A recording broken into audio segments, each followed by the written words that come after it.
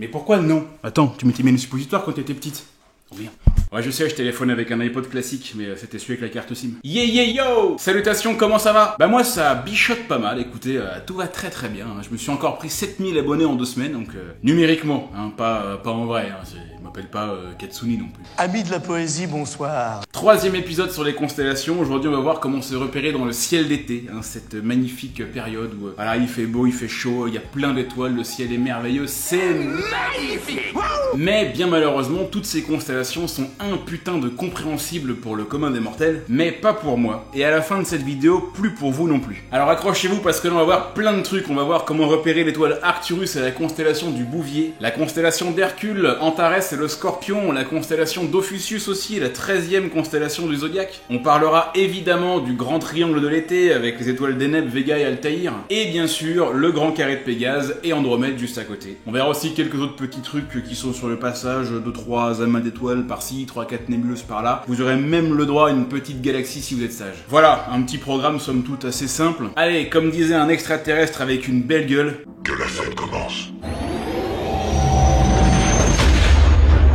il fait super chaud encore une fois, hein. Vous avez vu, j'ai mes 2 lumières qui m'éclairent la face bien là comme ça, et surtout celle-là je reflète un petit peu ça sur mon visage, un peu comme Krillin, mais c'est pas grave, on va la faire comme ça. Alors pour commencer, il est bon de rappeler que pour profiter au mieux des nuits étoilées, il faut essayer de respecter quelques règles. D'abord, essayez de vous éloigner le plus possible des lumières de la ville, je sais que c'est parfois pas évident, mais si vous pouvez le faire, ce sera quand même mieux. Ensuite, prenez également avec vous une petite laine, hein, parce que bon, même les nuits d'été, parfois le fond de l'air est frais. N'oubliez pas la chaise longue non plus, parce que si vous êtes comme ça pendant 1 heure, vive le torticolis. Et enfin bien sûr, pour passer une bonne soirée, ne jamais oublier le pack de 16. Ça, c'est de la bière. Dans cette vidéo, je vais aussi utiliser les points cardinaux, hein, nord, sud, est, ouest, pour qu'on se repère un peu mieux, mais évidemment, ils n'ont de sens que à un certain moment de la nuit. Si je vous dis par exemple que vous pouvez trouver le Bouvier à l'ouest, c'est valable que si vous regardez le ciel de à peu près 21h jusqu'à 23h, minuit au max. Mais si vous regardez le ciel à 4h du mat, les étoiles auront complètement bougé, le Bouvier il sera plus là, hein, il sera même passé sous l'horizon, vous le verrez même plus. Donc on va partir du principe que tout ce que je vous dis, c'est pour si vous regardez le ciel en ce moment entre à peu près 21h jusqu'à 23h, minuit au maximum.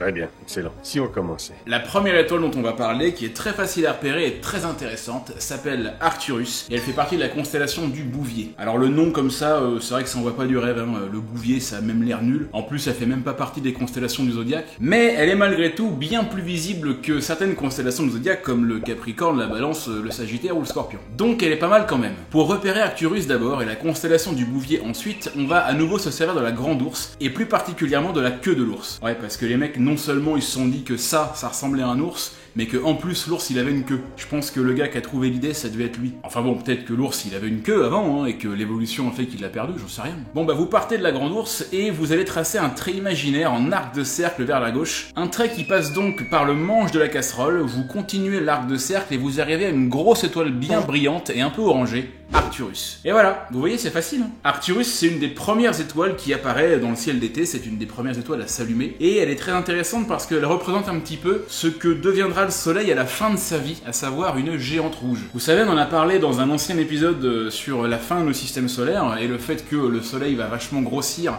et puis de devenir beaucoup plus brillant, et ben c'est exactement à ce stade presque final qu'est déjà Arcturus. C'est une étoile en fin de vie qui a énormément grossi, donc elle est 20 fois plus grosse que le soleil, elle est pas très très loin en plus, elle est qu'à 37 années-lumière. Et à partir d'Arcturus, vous allez remonter vers les 5 étoiles au-dessus d'elle, là, qui forment un espèce de losange à 5 côtés, là. Quoi? Si, ça existe. Le truc qui a un peu une forme de cerf-volant, là. Et il y a aussi ces étoiles-là qui en font partie, mais celles-là, servent à rien. C'est parce qu'on savait pas où les mettre, alors on les a mis là. Merde, j'ai un truc dans l'œil. Putain, j'ai un truc dans l'œil. Aïe, je vais mourir. Et bah ça, les enfants, c'est la constellation du Bouvier, le gardien des ours. Enfin, c'est Arcturus qui veut dire gardien des ours. Le Bouvier, c'est censé représenter un type qui emmène les 7 bœufs de la constellation de la Grande Ourse. Ouais, parce que maintenant, il y a des bœufs aussi dans la Grande Ourse. Et, non, mais il faut suivre, hein. Donc, il les emmène je sais pas où, et il le fait aussi avec ses 2 chiens, qui sont représentés par la toute petite constellation des chiens de chasse. Alors, la constellation des chiens de chasse, c'est certainement le plus gros foutage de gueule de toutes les constellations. C'est-à-dire, vous voyez les 2 petites étoiles qui sont là, en dessous de la Grande Ourse. Bah, les mecs, ils se sont dit, putain les gars, les 2 étoiles là, franchement, je sais pas vous, mais moi, honnêtement, ça me fait penser à des chiens de chasse.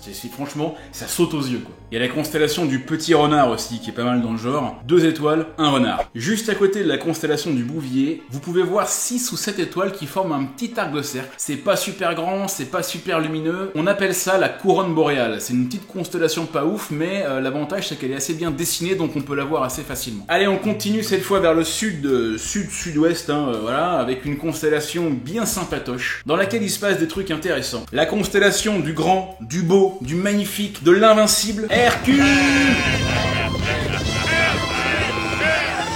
La constellation d'Hercule, elle est assez connue parce que déjà, elle tire son nom de l'homme qui a vaincu Ciel, excusez-moi. Prends ça. Mais surtout parce que c'est la 5e plus grande constellation du ciel, elle est assez grande, et elle contient aussi un amas d'étoiles, dont on va dire quelques mots, qui s'appelle l'amas d'Hercule. Bon, le truc c'est qu'elle est grande, mais elle est pas forcément super brillante. Pour la voir, il faut un ciel bien dégagé. En fait, il suffit de choper le carré d'étoiles qui se trouve juste à côté de la couronne boréale. Bon, c'est un carré approximatif, toujours, rappelez-vous ce que je disais dans les premiers épisodes, on est dans de l'à peu près. Et bah ça, c'est le centre de la constellation, et toutes les étoiles qui sont autour en font partie aussi, avec une forme un peu chelou qui donne ça. En fait, ça représente un Manos qui se fight avec un dragon, ou un serpent, on sait jamais d'ailleurs, et en gros qui lui met le pied sur la tête. Après, c'est Hercule quoi, tout le monde connaît Hercule, c'est les 12 travaux, c'est une des meilleures séries de mon enfance, vous vous rappelez de cette série-là? Un seul homme a osé les affronter, Hercule. Et dans cette constellation, eh bien vous avez le grand amas d'Hercule, aussi connu sous le nom de M13, selon le catalogue de Charles Messier, qui est un gars qui a en gros repéré tous les objets du ciel profond et qui les a nommés avec des numéros. Par exemple, la galaxie d'Andromède c'est M31, la nébuleuse d'Orion c'est M42, et la constellation de Je te défonce du Viet c'est M16. Et donc M13, qui est un des fleurons du ciel boréal, l'amas globulaire le plus facile à voir de tout l'hémisphère nord. Théoriquement, on peut même le voir à l'œil nu, mais bon, c'est pas évident, et si vous avez des jumelles, ça reste quand même un peu plus facile, et je dirais qu'il prend quand même toute son ampleur avec un télescope. Pour le voir, il faut partir du plus grand côté du trapèze, prendre l'étoile de droite un peu là, et descendre un petit poil, vous devriez voir une petite tache floue, et c'est ça M13. Alors c'est quoi exactement, de quoi on est en train de parler? C'est un amas d'étoiles, un regroupement d'étoiles, voilà, qu'on va appeler un amas globulaire. Oui, parce qu'il y a deux styles d'amas en fait, il y a les amas globulaires et les amas ouverts. De quoi il parle? En gros, les amas globulaires sont beaucoup plus gros que les amas ouverts et contiennent beaucoup plus d'étoiles. Ils en contiennent plusieurs millions, alors que les amas ouverts en contiennent que quelques centaines à quelques milliers. Et du coup, ils se ressemblent pas. Quand vous regardez par exemple l'amas d'Hercule, ça ressemble à ça. Il y a tellement d'étoiles qu'on dirait presque une petite galaxie. Alors que les Pléiades par exemple, qui est un amas qu'on voit un petit peu plus en hiver, ça ressemble à ça. Comme il y a moins d'étoiles, on les voit un peu mieux. Les amas globulaires, c'est en quelque sorte des mini-galaxies qui sont en périphérie des vraies galaxies. C'est une sorte de petit bout de galaxie quoi, qui se bat un peu, qui se fait sa rebelle, quoi, qui veut son indépendance. Ils sont pas dans la galaxie, ils sont juste à côté, contrairement aux amas ouverts qui eux sont vraiment dans la galaxie avec nous. Et voilà pour ce petit cours accéléré sur les amas d'étoiles. Merci. Alors ce grand amas d'étoiles, il se situe à 25 000 années-lumière de nous, ce qui veut dire que quand vous le regardez, vous le voyez tel qu'il était il y a 25 000 ans. Ah bon? Ouais. Dis-moi pourquoi. Alors, mon cher Gracchus, je vais pas t'expliquer ça maintenant, par contre je te renvoie vers une autre vidéo que j'avais faite, tu peux cliquer là-dessus pour la voir, qui s'appelle Le ciel est une machine à remonter dans le temps, dans lequel j'explique un petit peu ça. Et d'ailleurs, jette un coup d'œil aux commentaires parce qu'il y a plein de choses intéressantes aussi. De toute façon, il doit pas avoir beaucoup changé depuis tout ce temps, parce que 25 000 ans pour des étoiles qui doivent avoir à peu près 12 milliards d'années, ça vaut pas un copec. En tout cas, il est tellement grand que son diamètre avoisinerait les 180 années-lumière. 180 années-lumière de diamètre. Pensez-y juste une seconde. Ben voilà. Est-ce que vous savez qu'on a envoyé un message vers l'amas d'Hercule en 1974 avec le télescope Arecibo à Porto Rico? Tiens donc, ça vous rappelle pas un film ça, où il y a deux gars qui se fight au-dessus du télescope? Mettez-moi la réponse en commentaire, je vais voir un petit peu si vous avez de la bonne culture cinématographique. Et donc, on a envoyé un message à destination d'une éventuelle civilisation avec des informations dedans, comme la taille et la forme d'un être humain, le numéro atomique de l'hydrogène et puis d'autres atomes aussi, et la position de la planète de la Terre dans le système solaire. Comme s'ils en avaient quelque chose à foutre. Alors c'est pas une photo qu'on leur envoyait, ou une plaque comme l'a fait Voyager, c'est un message qu'on appelle une transmission binaire. C'est un truc codé fait de 1 et de 0. Clairement, nous déjà, le commun des mortels, on est incapable de piger un truc. Comment voulez-vous que d'autres mecs à l'autre bout de la galaxie, ils pigent un broc de ce qu'on leur raconte? Il y a Alexandre Astier qui en parle très très bien de tout ça dans l'exoconférence, regardez-le. En plus, le message, il va arriver dans 25 000 ans, puisqu'ils sont à 25 000 années-lumière. Puis si les mecs, ils nous répondent, il va falloir attendre la même chose pour recevoir la réponse. Vous imaginez si nous, on envoyait un message super important du genre nous sommes les humains sur la planète Terre, dans le système solaire, on existe, on voudrait communiquer avec vous, est-ce que vous êtes là, dites-nous comment ça s'est passé, est-ce que vous avez des infos sur la création de l'univers, expliquez-nous tout ça. On leur envoie, on attend la réponse pendant 50 000 ans, le monde il a à peine changé tu sais, et au bout de 50 000 ans on reçoit comme réponse, comment 50 000 ans d'attente pour ça, franchement ce serait énorme, je pense que tous les scientifiques ils se mettent une balle. En même temps 50 000 ans, je pense que c'est à peu près le temps qu'il va falloir attendre pour que le PSG passe les quarts de finale en Ligue des Champions.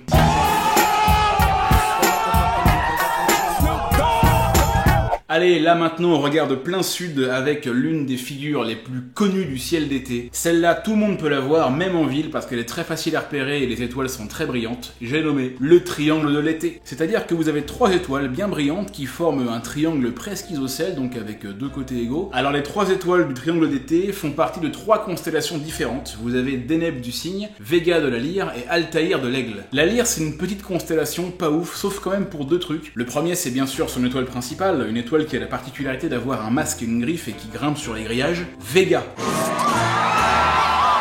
C'est la 5e étoile la plus brillante du ciel et elle est distante de seulement 25 années-lumière. Et c'est une étoile qui, cette fois, est beaucoup plus jeune que le Soleil, elle a que quelques centaines de millions d'années. Pour rappel, le Soleil en a 4 milliards et demi. Et du coup, on a même pu voir par rayonnement infrarouge un espèce de disque de poussière autour de l'étoile qui semblerait être en fait peut-être un système de planètes en formation. Et ça c'est super intéressant quoi, parce que justement ça nous permet peut-être de voir et un peu de comprendre comment se forment les trucs. Mais bon, le problème c'est qu'évidemment ça va pas se faire en 2 semaines, ça va se faire en millions d'années. Et la deuxième chose très importante, je dirais même plus extrêmement importante, c'est que dans la constellation de la Lyre, vous pourrez trouver la nébuleuse de la Lyre, appelée aussi la nébuleuse de l'Anneau. C'est une nébuleuse planétaire très jolie, en fait c'est une étoile en fin de vie, sur le point de devenir une petite naine blanche qui souffle tout son gaz dans l'espace. Et cette nébuleuse de l'Anneau, je vous la montre quelques instants encore, regardez-la bien et j'en profite pour vous poser en même temps la question suivante. Pourquoi je vous dis que cette nébuleuse est si spéciale? Les 3 premiers qui auront la réponse dans les commentaires, eh bien je leur promets une dédicace dans mon prochain épisode.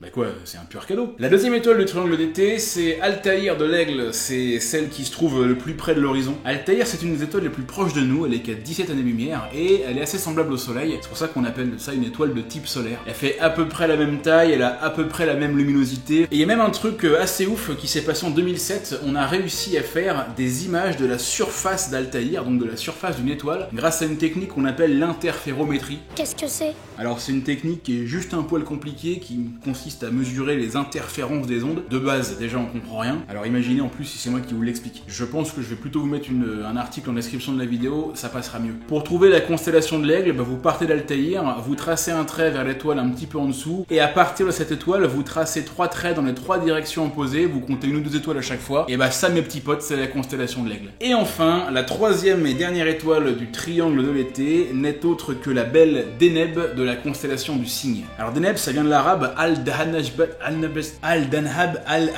Al-Danab Al-Dajaja, qui veut certainement dire qui veut un coup de jaja. Non, en fait, ça veut dire queue de poule. Voilà, c'est pas tellement mieux. Alors Deneb, par contre, c'est pas la même chose que les deux autres, parce que déjà, elle est beaucoup plus grosse, elle est 20 fois plus grosse que le Soleil, et elle est également beaucoup plus loin, à 1600 années-lumière. Et cette constellation du Cygne, elle est assez facile à repérer, je dirais même que c'est la plus facile des 3 du triangle d'été, parce qu'elle ressemble à une croix. C'est d'ailleurs pour ça aussi qu'on l'appelle la croix du Nord. En comparaison aussi dans le sud, dans l'hémisphère sud, ils ont une autre croix qu'on appelle la croix, qu'on appelle la croix. La croix rouge? La croix du sud. Pour repérer cette croix, vous partez de Deneb et vous descendez vers l'étoile juste en dessous. Vous voyez également qu'il y a une étoile de chaque côté de cette étoile-là, et vous prolongez encore jusqu'à une autre étoile un peu plus bas qui s'appelle Albireo, et qui est une étoile double. Ça veut dire qu'il n'y a pas une mais 2 étoiles en fait qui se tournent autour. C'est un couple d'étoiles liées gravitationnellement. On ne peut pas tout le voir à l'œil nu, il faut un télescope pour voir qu'il y a 2 étoiles. Et ça les copains, c'est la croix du Nord, et si on veut même être un peu plus exact, vous prolongez les 2 côtés pour agrandir les ailes du Cygne, et vous avez la constellation du Cygne. Voilà, Deneb, Vega et Altaïr, les 3 étoiles qui forment le triangle de l'été. Vous trouvez pas ça cool? C'est génial. Je suis sérieux, c'est génial. De toute façon, les jeunes aujourd'hui, c'est de la merde. Alors j'aurais pu vous parler aussi de la constellation du Scorpion, qui se trouve bien en dessous de Hercule, complètement au sud, et qui est une constellation assez sympa, parce que d'abord j'aime bien Milo, mais surtout parce que son étoile principale est Antares, une étoile ultra grosse. Elle est grosse comme 400 fois le Soleil, c'est-à-dire que si on la plaçait dans le système solaire, elle irait jusqu'à Mars. Et aussi parce que quand on regarde cette constellation, en fait on regarde vers le centre de la galaxie. Le problème c'est que c'est une constellation qui est toujours très très basse sur l'horizon, donc dans l'été on peut arriver à la voir, mais dès que vous avez une colline, un arbre ou un immeuble, c'est mort, vous la voyez plus. Et en plus, je vous avoue que comme je sors cet épisode un petit peu tard dans l'été, là, clairement, on la voit plus. C'est-à-dire que dès 21h30, elle est sous l'horizon. Donc clairement, ça va être compliqué de la voir. Donc voilà, tant pis. Ce sera pour l'été prochain. Après, à côté du Scorpion, vous avez la Balance et les Sagittaires. Alors le Sagittaire, c'est pas mal. C'est une constellation qu'on peut arriver à voir plus ou moins facilement au ciel. Elle a une espèce de forme de théière. Et surtout, c'est une constellation dans laquelle il y a plein d'objets du catalogue de Messier à voir, avec notamment M8, la nébuleuse de la Lagune. Elle est magnifique, regardez-moi ça. C'est loin, mais c'est beau, hein. Alors évidemment, vous attendez pas à voir la même chose quand vous regardez avec un télescope, hein. Clairement, on n'a pas le même niveau avec les mecs de la NASA, on n'a pas les mêmes moyens. Donc voilà, vous verrez des petites choses, vous verrez pas autant de détails, surtout vous verrez pas de couleurs. Et surtout, la constellation d'Ophiuchus, qu'on appelle aussi le Serpentaire, qui se trouve un petit peu au-dessus, entre le Scorpion et un peu Hercule, qui est tout simplement la 13e constellation du zodiaque, totalement absente des horoscopes. Et on sait pas pourquoi. Pourtant, le soleil passe bien dedans, mais on n'en parle pas. Ça prouve un peu la rigueur des mecs. Parce qu'en attendant, tous les ans, le soleil il passe dans cette constellation, hein, du 30 novembre au 18 décembre, et voilà, il passe dans la constellation du Serpentaire. Et ça veut dire quoi? Ça veut dire que vous croyez être Sagittaire? Faux, nul, zéro. Vous êtes Serpentaire. Vous irez à l'école Serpentard, vous finirez mange-mort à faire des sandwichs à Voldemort. Non mais ça veut quand même bien dire que leur histoire de signes astrologiques et d'horoscopes, c'est quand même un beau ramassis de conneries. Attendez d'ailleurs que je m'attaque au sujet en faisant une bonne petite vidéo là-dessus, tiens. On va sacrément rigoler. Comme toujours. Allez, on va terminer l'épisode avec deux constellations, l'une qui envoie des météores et l'autre des chaînes. J'ai nommé Pégase et Andromède. Pégase, c'est une grande constellation qui est facilement repérable grâce à ses 4 étoiles qui forment un grand carré, qu'on appelle communément le grand carré de Pégase. Alors ce carré, il est situé un peu de l'autre côté du ciel, là on n'est plus vers tout ce qui est Hercule, tout ça. On s'éloigne aussi un peu du triangle de l'été pour repérer 4 étoiles qui forment un grand carré que vous devriez franchement être capable de repérer vu qu'il n'y a pas trop d'autres étoiles dans le coin. Enfin, il y en a évidemment, mais elles sont beaucoup moins brillantes en fait, donc le carré là, c'est limite si on voit pas que lui quoi. Après, vous prenez quelques étoiles qui sont à côté, genre celle-là, là, et ça fait la constellation. Mais honnêtement, à part le carré, le reste c'est quand même pas évident à voir. Donc pour cette fois, moi je propose de retenir que le carré, et ça sera très bien comme ça. Et maintenant, mesdames et messieurs, le clou du spectacle. Vous allez voir, tout le monde va kiffer. Tout le monde? Comment ça, tout le monde? J'ai dit tout le monde! À côté du carré de Pégase se trouve la constellation d'Andromède. Vous partez de l'étoile qui est le plus à gauche du carré, là à peu près, encore une fois ça dépend de comment elle est placée. Vous tracez un trait qui passe par les 3 autres étoiles d'à côté, là ça fait une sorte de ligne presque droite. Mais surtout, et c'est là que je vais en venir, vous allez voir que ça va envoyer du très très lourd. Vous prenez la 2e étoile en partant du carré, c'est en fait celle qui est un peu au milieu de la ligne, là. Vous remontez sur les 2 plus petites étoiles au-dessus. On est toujours dans la constellation d'Andromède, hein, pour le coup. Et là, juste à côté de la 2e étoile, vous pouvez voir à l'œil nu, par un ciel bien dégagé et une nuit bien sombre, une tache floue. Eh bien mes amis, si vous avez l'occasion un jour de regarder dans un bon gros télescope bien professionnel cette tache, vous verrez ça. Ouais. Non mais évidemment, là pour le coup ça rend pas super bien. Mais cette tache floue là, tu sais ce que c'est cette tache floue? Eh bah c'est M31, autrement dit la galaxie d'Andromède bordel. Mais dites donc, soyez polis, hein. Oui non mais bon pardon, mais bon, là je te parle d'une galaxie là, on parle plus d'une étoile, d'une nébuleuse ou même d'un amas d'étoiles. On parle d'une immense galaxie. La galaxie d'Andromède c'est un truc qui contient 1000 milliards d'étoiles. Quand vous regardez cette galaxie, votre vision porte à 2,5 millions d'années-lumière. C'est l'objet le plus loin qu'on peut voir à l'œil nu. Alors la galaxie d'Andromède c'est forcément la plus connue parce que c'est la plus proche de nous. Oui, les nuages de Magellan sont plus près. Et on a donc plein de photos d'elle qui sont absolument magnifiques. Celle-là, également celle-là. Faut savoir que la galaxie d'Andromède, elle se rapproche de nous à une vitesse de 400 000 km/h à cause des forces gravitationnelles que les galaxies exercent entre elles. Voilà, il y a un moment où les 2 galaxies elles vont se rentrer dedans. En même temps, 400 000 km/h, ça a l'air énorme, mais en fait, à l'échelle du cosmos, c'est que dalle. Hein. Je veux dire, la collision, elle aura lieu que dans 4 milliards d'années. Et en plus, on parle de collision, mais c'est même pas exactement le terme, puisqu'il y aura pas de choc.